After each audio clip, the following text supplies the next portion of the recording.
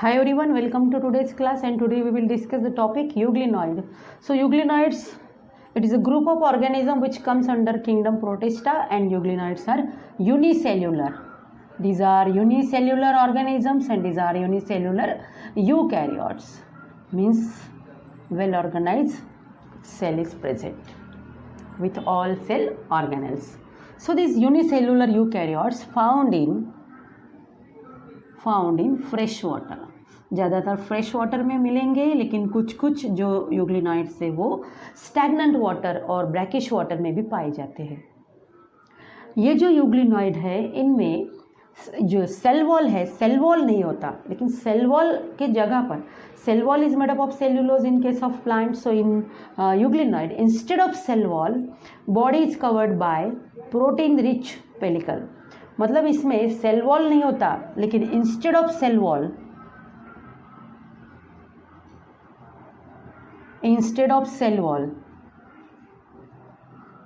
Body is covered by protein rich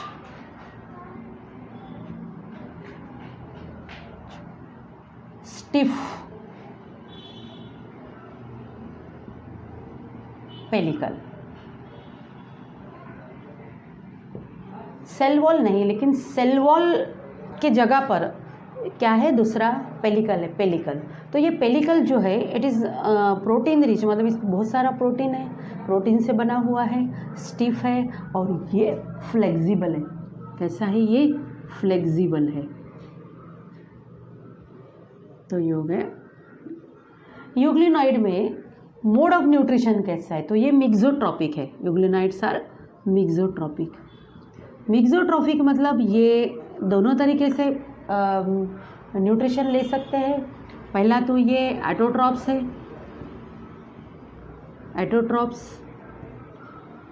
autotrophs मतलब वो photosynthesis करेंगे. फोटोसिंथेसिस कब करेंगे, in presence of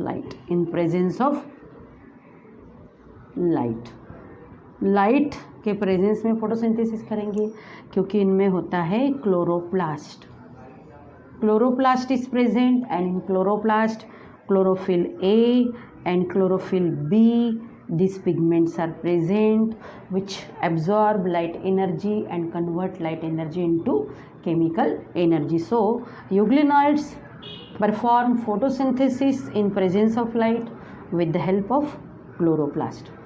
In absence of light, लेकिन in absence of light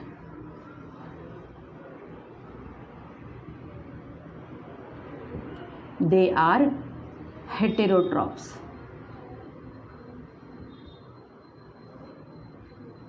light के absence में वो क्या है, हेटेरोट्रॉप्स है. Heterotrophs means they feed upon aquatic organisms.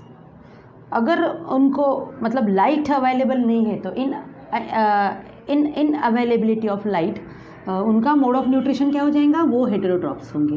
Heterotrophs मतलब जैसे अमीबा फूड कैप्चर करता है वैसे ही ये यूग्लिनॉइड्स फूड कैप्चर करेंगे. उनसे छोटे छोटे जो एक्वेटिक ऑर्गेनिजम्स है तो उस एक्वेटिक ऑर्गेनिजम्स को वो खाएंगे. अब ये जो हेटेरोट्रॉपिक मोड ऑफ न्यूट्रिशन है इसको और थोड़ा सा एक्सप्लेन करेंगे. तो जैसे अमीबा में होता है वैसे ही ये फूड को कैप्चर करेंगे. जैसे कोई भी प्रे है, समझो ये प्रे है, तो ये इसको खाना है यूग्लिना को, तो उसके प्रे के अराउंड में इस तरह से वो क्या बना लेंगे, कैविटी बनाएंगे. और फिर ऐसी कैविटी बना लेने के बाद देखो इस समझो ये यूग्लिना है इसका एग्जाम्पल. तो देखो ये प्रे है, तो इसके अराउंड में इन्होंने क्या किया, ऐसे कैविटी फॉर्म कर ली, मतलब इसको सराउंड किया इस प्रे को. तो सराउंड किसने किया, सेल सरफेस ने, और फिर इसको क्या करेंगे, एनग्लफ करेंगे. तो देखिए ये जो प्रे है ये क्या हो गया, बॉडी के अंदर. तो इस तरह से यूग्लिनॉइड जो है वो हेटेरोट्रॉपिक मोड जो है न्यूट्रिशन की परफॉर्म करते. मतलब क्या करते, वो एनगल्फ फूड को वो एनगल्फ करते. अब ये जो यूग्लिनाइड है इसका कॉमन एग्जाम्पल जो हमको आज स्टडी करना है तो वो है यूग्लिना। तो हम यूग्लिना को स्टडी करते हैं। यूग्लिना देखो, इस यूग्लिनाइड का ये जो कैरेक्टरिस्टिक है कि उनका जो मोड ऑफ न्यूट्रिशन है वो मिक्सोट्रॉपिक है। That makes very difficult to classify euglena. तो इसको क्लासिफिकेशन के लिए बहुत डिफ़िकल्ट हो गया था कि यूग्लिना को कौन से ग्रुप में रखा जाए। तो इसलिए फिर यूग्लिना को, उसका यूनिसेलुलर स्ट्रक्चर है और वो यूकैरियोटिक है, तो इसलिए यूग्लिना को रखा गया किसमें, किंगडम प्रोटिस्टा में। तो देखो यूग्लिना की डायग्राम किस तरह से बनाना है ये ज़रा देखो। यहाँ पर मैं यूग्लिना की डायग्राम ड्रॉ करती, एकदम ईजी है ये डायग्राम यूग्लिना की ड्रॉ करने के लिए। इस तरह से ये यूग्लिना की डायग्राम देखो। ये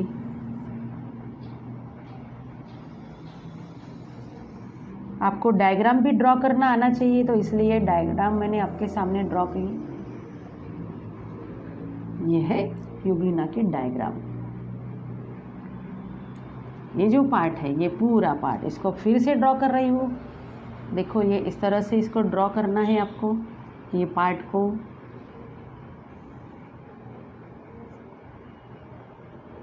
ये वेरी इजी। यहाँ पर ये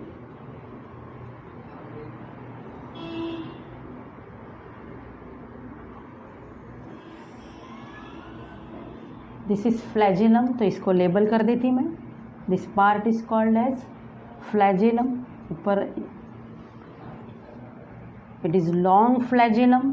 देखो यहाँ पर मैंने ये ड्रॉ किया है और इसको मैं लेबल भी कर रही। This is called as flagellum. Flagellum. यहाँ एक छोटा सा एक पार्ट होता है, रेड स्पॉट होता है, वो that part is called as stigma. यहाँ मैंने ड्रॉ किया, ये पार्ट मैंने ड्रॉ किया है यहाँ पर। तो ये जो पार्ट है, this part is called as, इसे बोलेंगे स्टिग्मा और आई स्पॉट। स्टिग्मा और आई स्पॉट। यहाँ पर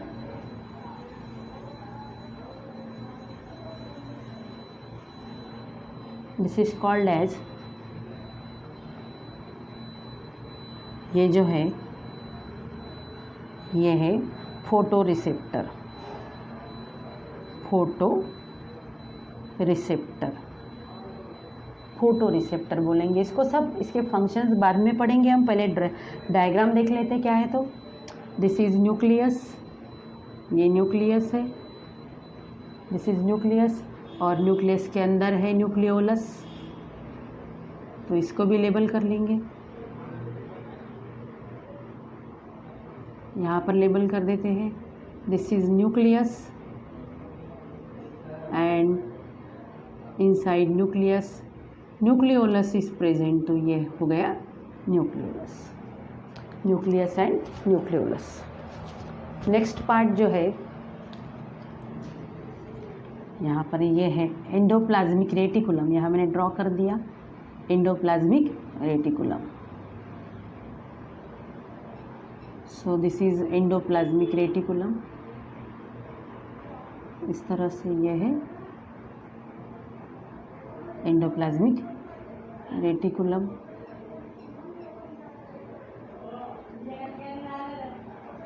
एंडोप्लाज्मिक रेटिकुलम, यहाँ पर Golgi apparatus। So this is Golgi apparatus। इसको मैंने लेबल कर दिया। So this is endoplasmic reticulum.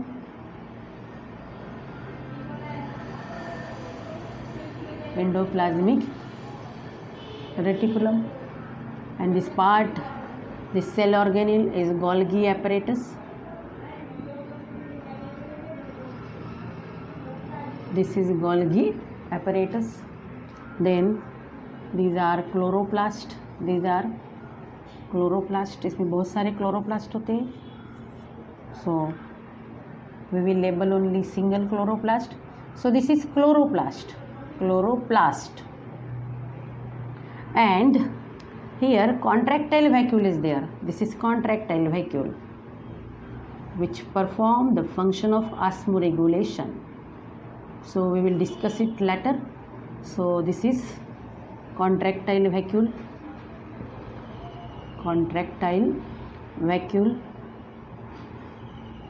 and this is called as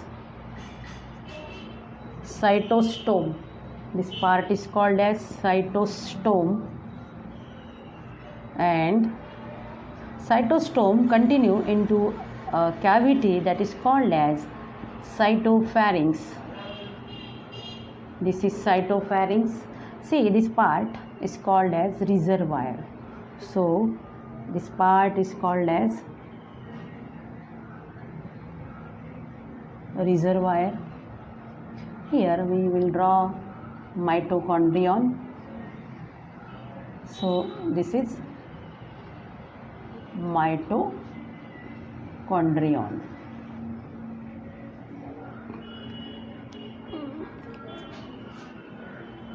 And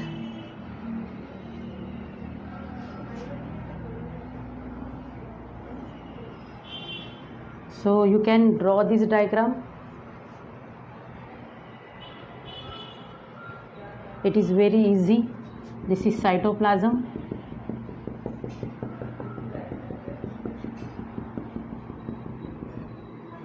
Flagellum, and here there is a, so this is pellicle present outside the plasma membrane. Pellicle is present outside the plasma membrane. This is pellicle which is stiff and flexible, and see, this is cytoplasm. So we will discuss all the parts one by one, all the cell organs one by one. So this is anterior end of euglena. So this is diagram of euglena.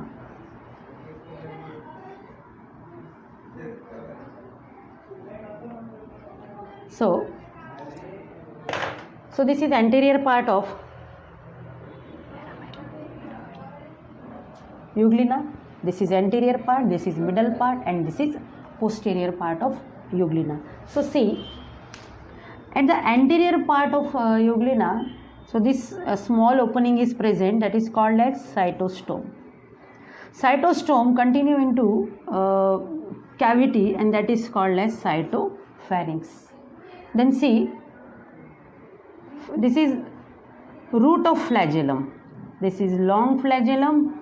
So at the root of flagellum, paraflagellar apparatus or photoreceptor cell, photoreceptor is present. This is photoreceptor. Photoreceptor, it is sensitive to light. Photoreceptor is sensitive to light. And here stigma or eye spot is present. Stigma or eye spot. This is also sensitive to light, and this with the help of this stigma or eye spot, this euglena move towards the light for photosynthesis. So this photoreceptor and eye spot collectively form photoreceptor apparatus. तो ये जो stigma है, stigma and ये photoreceptor, ये दोनों मिला के बन गया फोटोरिसेप्टर एपरेटस. Photoreceptor apparatus. ये जो स्टिग्मा है इसको आई स्पॉट बोलते हैं. तो स्टिग्मा लाइट सेंसिटिव है, तो इस तरह से ये stigma, with the help of this stigma, ये जो यूग्लिना है ये जहाँ जहाँ लाइट है उस तरफ मूवमेंट करेगा फॉरवर्ड फॉर फोटोसिंथेसिस. तो ये फोटोरिसेप्टर और ये स्टिग्मा मतलब आई स्पॉट एंड फोटोरिसेप्टर, ये दोनों भी मिला के क्या फॉर्म हो गया फोटोरिसेप्टर एपरेटस. उसके बाद ये जो फ्लैजेलम है, फ्लैजेलम ये ऐसे, इसको ये लॉन्ग फ्लैजेलम है, ये एक फ्लैजेलम और यहाँ पर एक शॉर्ट फ्लैजेलम. तो ये फ्लैजेलम जो है, with the help of this flagellum movement that is locomotion takes place, locomotion होता है इसमें फ्लैजेलम से. उसके बाद ये जो रिजर्वायर है इसका भी एक बहुत इम्पॉर्टेंट फंक्शन है. देखो ये जो कॉन्ट्रैक्टाइल वैक्यूल है, this is contractile vacuole and function of contractile vacuole is osmoregulation. इसका फंक्शन है ऑस्मो रेगुलेशन। कॉन्ट्रैक्टाइल वैक्यूल का फंक्शन है ऑस्मो रेगुलेशन। किस तरह से? So this contractile vacuole absorb excess of water from cell. जो भी बॉडी में एक्सेस ऑफ वाटर है ये कॉन्ट्रैक्टाइल वैक्यूल एब्जॉर्ब करते। और ये जो एक्सेस ऑफ वाटर है along with some dissolved waste material, तो यहाँ पर जो भी पूरा सेल में जो भी एक्सेस ऑफ वाटर है, डिजॉल्व्ड वेस्ट मटेरियल है, यहाँ कॉन्ट्रैक्टाइल वैक्यूल में आ गया। कॉन्ट्रैक्टाइल वैक्यूल से वो जो वेस्ट मटेरियल है एंड एक्सेस ऑफ वाटर है वो आ जाता रिजर्वायर में। तो जो रिजर्वायर है, रिजर्वायर का फंक्शन है यहाँ पर excess of water and waste material जो है यहाँ पर जमा होगा और वो साइटोस्टोम से बॉडी के बाहर, मतलब साइटोस्टोम का फंक्शन क्या हो गया? Elimination of waste material and excess of water. तो जो साइटोस्टोम है उसका इंजेशन ऑफ फूड के साथ कोई संबंध नहीं। Cytostome does not help in ingestion of food but it help in elimination of waste material. Next है इसमें ये क्लोरोप्लास्ट है ग्रीन कलर के, ये chloroplast that is it contain chlorophyll pigment and with the help of chloroplast this euglena perform photosynthesis. Next है इसमें जो food है, food is stored in the form of paramylum. Food is stored in the form of paramylum. ये paramylum क्या है? पैरामाइलम, और इसको बोलेंगे हम पैरा, ये दिख नहीं रहा है, थोड़ा ऊपर लिख लेती मैं, यहाँ से यहाँ पर पैरामाइलम। इसको पैरामाइलम या फिर पैरामाइलॉन दोनों तरीके से इसको बोल सकते हैं, पैरामाइलन और पैरामाइलॉन। तो ये क्या है? देखिए इसमें जो भी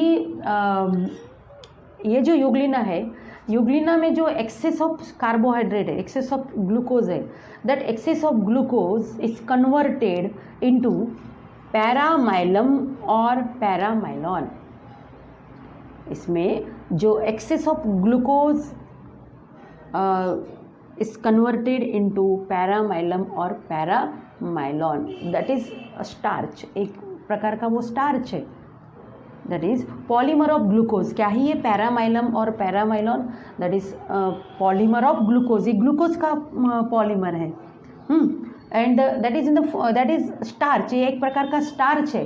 तो यूग्लिना का ये यूनिक कैरेक्टर है कि इसमें जो एक्सेस ऑफ ग्लूकोज है, एक्सेस ऑफ कार्बोहाइड्रेट है, that is stored in the form of paramylum और पैरामाइलॉन। तो उसमें कुछ ऐसे अपने को ये पैरामाइलम ग्रैन्यूल्स दिखेंगे या फिर पैरामाइलम बॉडीज़ भी दिखेंगी। तो इस तरह से ये पैरामाइलम बॉडीज़ हमको दिखेंगी। तो ये जो है ये मैंने इसको यहाँ पर लेबल दे दिया। तो यहाँ पर रहेगा कार्बोहाइड्रेट, क्या रहेगा? यहाँ पर कार्बोहाइड्रेट रहेगा इसके अंदर, मतलब क्या रहेगा? पैरामाइलम। पैरामाइलम क्या है? ये कार्बोहाइड्रेट ही है, ये स्टार्च है, that is polymer of glucose. तो यहाँ पर मैंने लिख दिया, इसको मैं लिख देती स्टोर्ड कार्बोहाइड्रेट।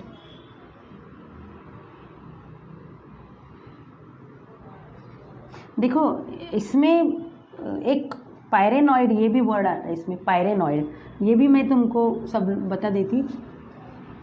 पायरेनॉइड मतलब क्या होता है?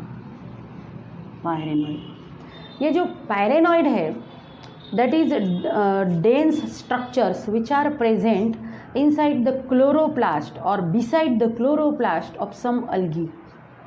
कुछ अल्गी में, जैसे स्पाइरोगायरा में होता है, ये पायरेनॉइड ग्रैन्यूल्स है, ये स्ट्रक्चर ही पायरेनॉइड डेंस स्ट्रक्चर है, वो क्लोरोप्लास्ट के अंदर होता है, लेकिन कुछ अल्गी में, तो वो यूग्लिना में भी होता है पायरेनॉइड।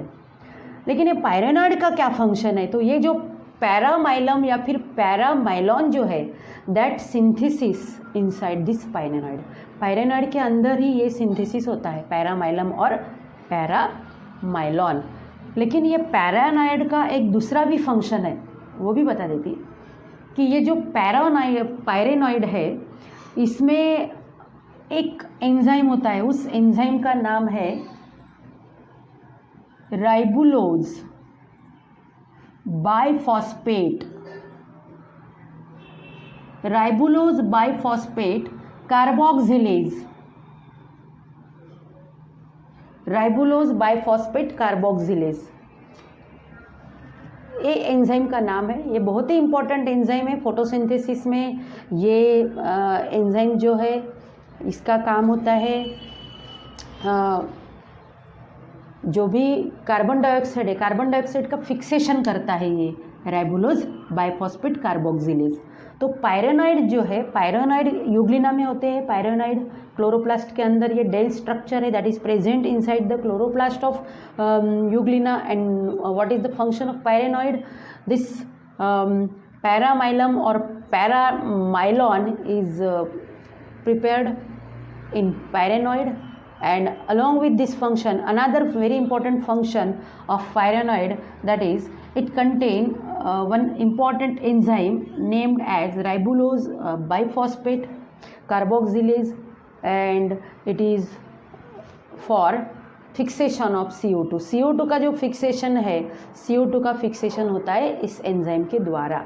तो फोटोसिंथेसिस जब आप पढ़ेंगे डिटेल में तो आपको ये समझ में आएगा। अभी तो हमारा टॉपिक वो नहीं चल रहा है ना फोटोसिंथेसिस, तो अभी बहुत ईजी है ये, इतना कुछ हार्ड नहीं है। फोटोसिंथेसिस में 2 स्टेप्स होती है, एक लाइट रिएक्शन और एक डार्क रिएक्शन। तो लाइट रिएक्शन में वाटर का फोटोलिसिस होता है, और जो डार्क रिएक्शन है, डार्क रिएक्शन में जो भी कार्बन डाइऑक्साइड है, कार्बन डाइऑक्साइड का रिडक्शन होता है। Carbon dioxide is reduce into carbohydrate. तो कार्बन डाइऑक्साइड का रिडक्शन होने के लिए सबसे पहले कार्बन डाइऑक्साइड एनवायरनमेंट से, मतलब एटमॉस्फेयर से सेल के अंदर तो आना चाहिए ना। तो जो भी CO2 सबसे पहले एटमॉस्फेयर से सेल के अंदर आता है, तो that CO2 combine with RUBP, that is ribulose biphosphate, and that is called as carboxylation और फिक्सेशन ऑफ CO2। तो ये हो गया। और बहुत एक थोड़ा सा एक इम्पॉर्टेंट पार्ट है, वो अभी बताती हूँ लास्ट में, वो है मेटाबोली। मेटाबोली ये क्या है? मेटाबोली, मेटाबोली देखो, ये जो यूग्लिना का मूवमेंट है, क्रीपिंग मूवमेंट करता है euglena, and that is called as metaboly. Creeping movement होता है यूग्लिना में। क्रीपिंग मूवमेंट मतलब कैसा? दैट इज इसमें कॉन्ट्रैक्शन होता है एंड एक्सपांशन होता है। So creeping movement is perform by euglena by contraction and expansion, and that is called as metaboly, उसे बोलते हैं मेटाबोली। और उस मेटाबोली में ये जो पेलिकल है, stiff and flexible outermost covering of cell, that pellicle play important role in metaboly because pellicle is stiff as well as flexible। मेटाबोली में कैसा, देखो छोटी सी डायग्राम बना के बता सकती। आपको ये ड्रॉ करना है तो आप इसको पॉज करके ड्रॉ कर सकते हैं, क्योंकि अभी मैं इसको मिटाती हूँ। मेटाबोली में